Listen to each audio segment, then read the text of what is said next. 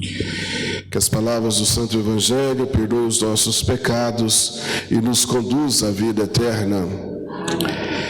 Bem, meus queridos, como eu disse no início, estamos finalizando este tempo, não é? E nos preparando para outro. E como todo final de tempo na nossa vida, final de um círculo, era bom que a gente fizesse um balanço. E a igreja nos ensina e quer de nós isso, não é? Que a gente faça um balanço da nossa vida como uma empresa, que ao chegar ao final do ano e se iniciar outro, ela faz um balanço de todo o seu estoque, de todas as suas vendas, de tudo o que aconteceu na trajetória daquele ano, não é? É bom que nós façamos isso também da nossa vida, para que possamos aprender mais de nós e mais de Deus. Porque a partir do momento que nós paramos e damos um passo atrás, nós conseguimos vislumbrar o que aconteceu na nossa vida, de bom ou de ruim, o que é que nós devemos continuar, permanecer naquilo, e aquilo que deve ser deixado para trás, não é? Para que possamos ser homens e mulheres novos. Porque não adianta um ano novo com homem e mulher velho, não é? Não vai resolver de nada. Precisamos buscar esse novo e esse renovo na nossa vida a partir do que é bom, deixando para trás o que é ruim. E parece uma coisa simples, mas a gente não faz, não é? Dar uma olhada na nossa vida e olha, isso que eu estou vivendo não é legal. Isso que eu estou fazendo tem algum proveito para mim? Principalmente a longo prazo, não é? Porque às vezes muitas coisas que nós fazemos a curto prazo parece até bom e prazeroso, mas para minha edificação, para o meu futuro, para o bem da minha família, para o céu, para a minha salvação, o que isso está trazendo ou o que isso vai me levar? São questionamentos que nós devemos sempre fazer, e principalmente agora nesses tempos, não é? A igreja nos oferece na liturgia, agora no finalzinho do tempo comum, e também esse tipo de textos, né, da nossa liturgia vai permanecer durante o advento. São chamados de textos ou discursos escatológicos, não é? Ou seja, discursos ou textos referentes ao fim dos tempos. E aí, muitos desses textos usam até uma linguagem apocalíptica, né? E a gente tem essa ideia de apocalíptico muito levado nos filmes, né? Todo filme que fala de apocalipse parece é o fim dos tempos, terremoto, né? Dor, sofrimento e tudo acaba, e a explosão, e é o fim de tudo. Mas essa linguagem apocalíptica nem sempre tem esse intuito, não é? Mas sim de nos revelar algo, de abrir esse véu que às vezes tampa os nossos olhos diante de uma realidade maior, não é? E a própria palavra escatologia quer dizer, é um estudo sobre os fins. E o fim do tempo não é somente o fim do mundo, não é? É principalmente o fim de uma etapa na nossa vida, e a gente deveria pensar nisso no fim da nossa própria vida, porque é algo que a gente não pensa muito, não é? O fim da vida, a morte, essas realidades, a gente deixa para lá, fala, não vamos tocar nesse assunto, né? Ainda quero viver muito, mas a gente tem que nos preparar para isso também, não é? Até para a nossa morte nós devemos pensar, e eu fico até, não sei se a palavra seria abismado, mas assim, é uma curiosidade, né, que certas pessoas se preparam até para o momento da morte em si, não é? São poucas, mas de repente a pessoa vai lá e já compra o caixão, não quero esse, né, e vai ser com essa janelinha bonitinha para o povo me ver aqui de dentro, né? Então, tem essas pessoas que têm esse cuidado, mas eu não digo nem tanto para esse cuidado para a hora da morte, para o funeral, mas um cuidado para a nossa vida após essa vida, que seria o mais importante, não é? Porque por muitas vezes a gente se esquece que nós temos essa caminhada aqui, mas depois dessa nossa caminhada, dessa nossa peregrinação por essa terra, há algo novo e melhor preparado para cada um de nós. As realidades celestes, não é? É uma coisa maravilhosa que às vezes a gente não busca e a gente só pensa nessa caminhada. Eu tenho que conquistar as coisas, eu tenho que ter mais dinheiro, conseguir comprar uma chácara e gado e carro, né? Para ter qualidade, para ter não sei o quê. E às vezes o algo que é mais importante, não vou dizer que, e não estou dizendo que essas coisas não são boas, não é? Um pouquinho de ambição não é nada ruim para a pessoa possa ter uma qualidade de vida enquanto peregrina por aqui, mas o mais importante, às vezes a gente não luta e a gente não busca, que é a nossa salvação, não é? Para que quando finde esse nosso tempo aqui, a gente possa estar naquele lugar que Jesus disse que prepararia para nós, nas moradas do céu. Mas é uma escolha e é um sim que nós devemos dar a essa proposta de Jesus, né?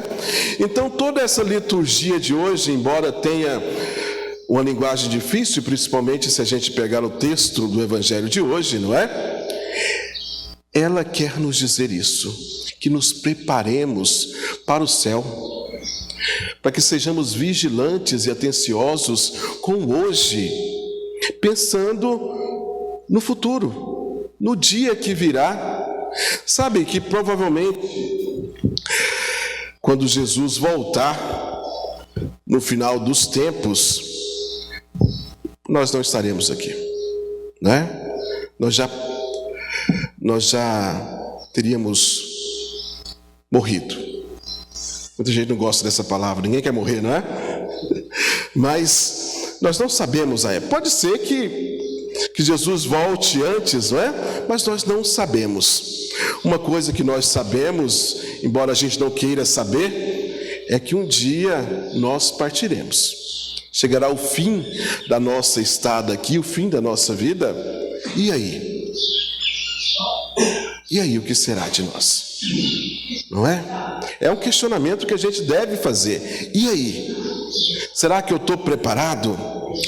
Esses dias para trás eu estava ouvindo o Dom Adair e ele falava assim: diante das experiências da minha vida, eu posso dizer que eu já estou preparado para a morte. E eu pensava comigo, olha, são palavras fortes que eu acho que eu não estou, né? Eu ainda preciso de um pouquinho de tempo para me melhorar mais, para me buscar mais, para eu poder dizer, Senhor, agora estou firme, mas por enquanto eu estou balangando, né?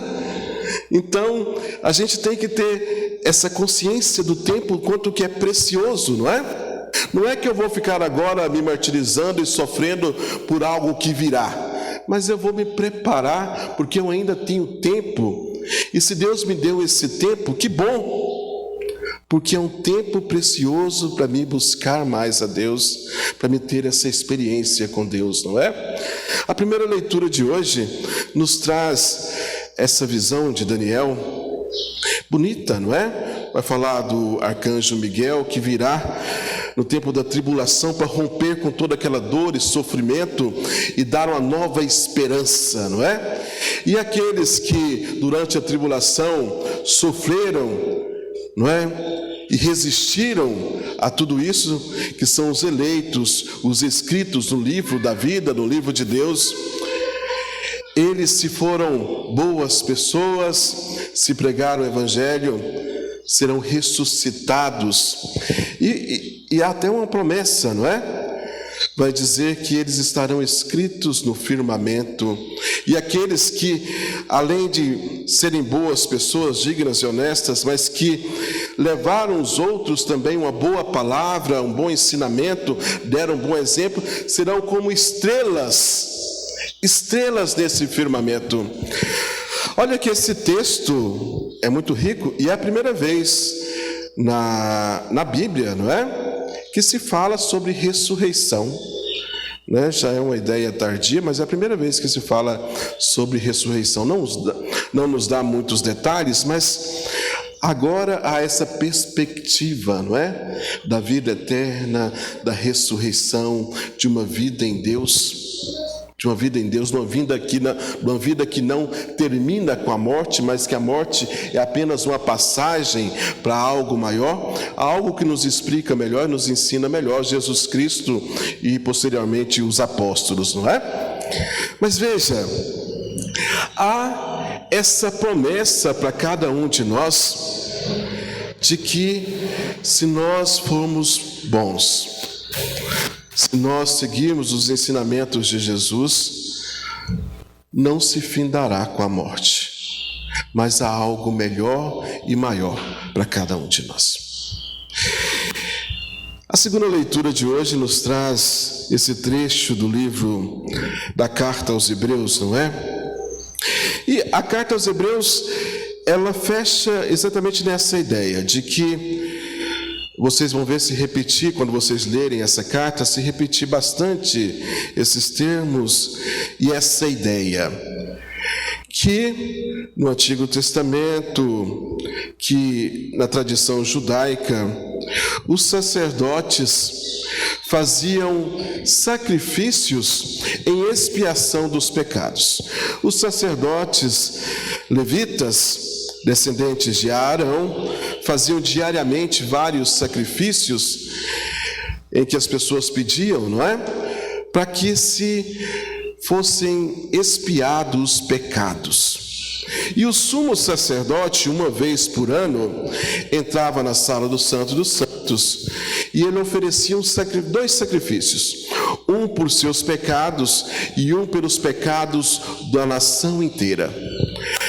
Mas esses sacrifícios tinham que se repetir, e se repetiam diariamente, e o sacrifício do sumo sacerdote anualmente, mas nada era para sempre. Mas em Jesus Cristo, o sumo sacerdote da linhagem de Melquisedeque, da ordem de Melquisedeque, ele faz um único e irrepetível sacrifício, a da sua própria vida. E esse sacrifício não se repete, não é? É único, de uma vez por todas. E por isso ele sobe aos céus e está sentado à direita de Deus Pai, porque se completou, se findou, e agora o perdão foi dado, a expiação aconteceu.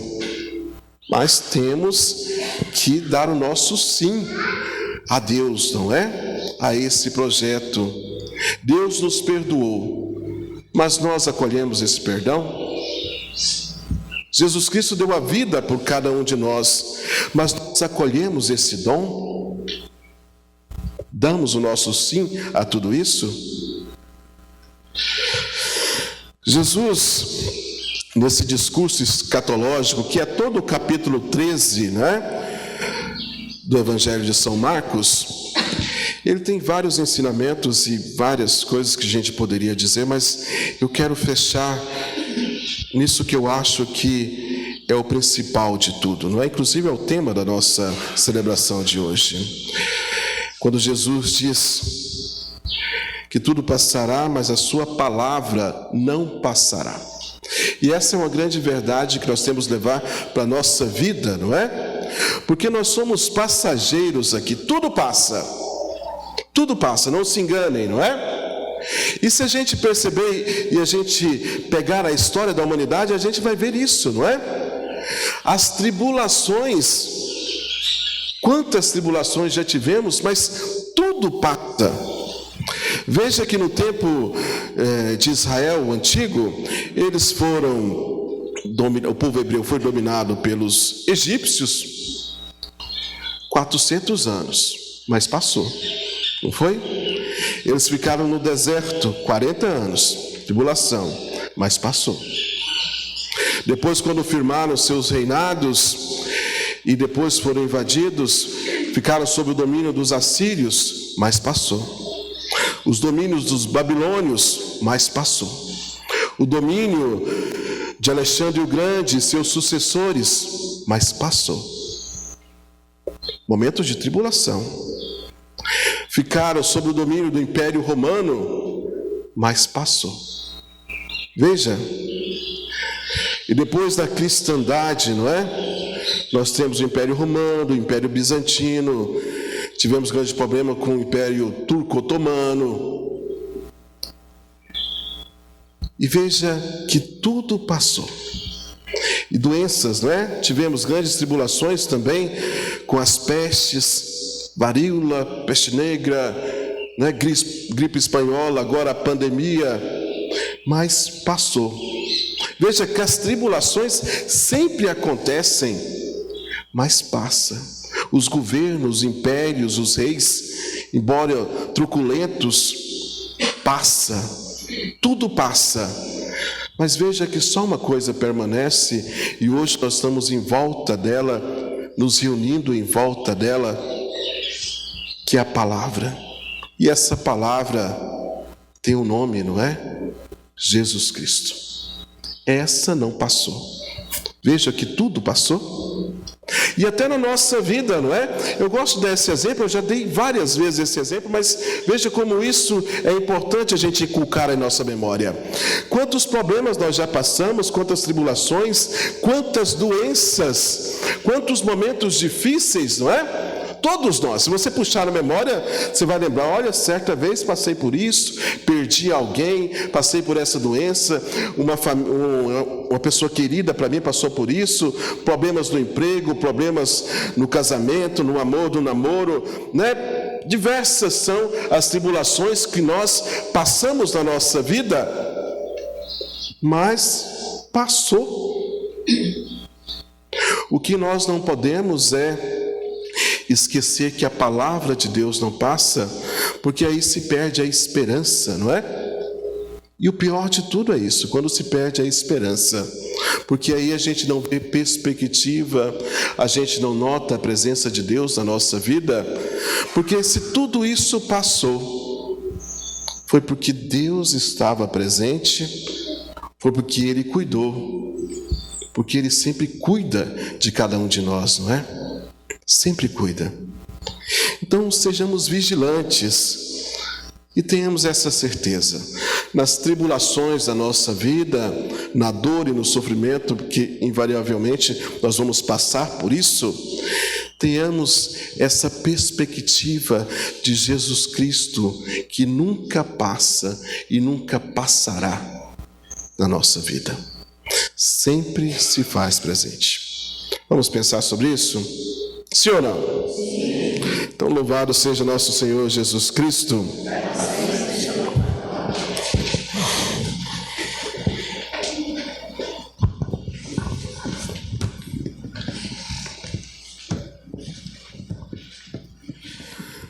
Vamos fazer nossa profissão de fé.